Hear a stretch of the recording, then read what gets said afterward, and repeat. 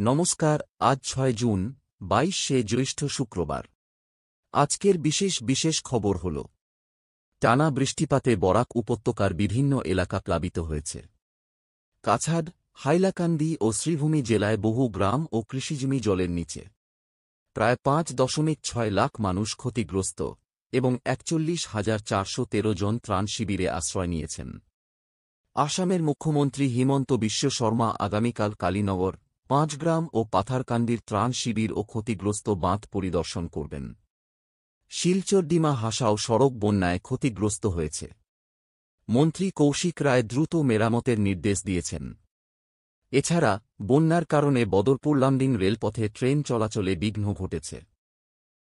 আসাম প্রদেশ কংগ্রেস কমিটির নতুন সভাপতি গৌরব গগৈ বরাক উপত্যকার বন্যা পরিস্থিতি পরিদর্শনে রয়েছেন।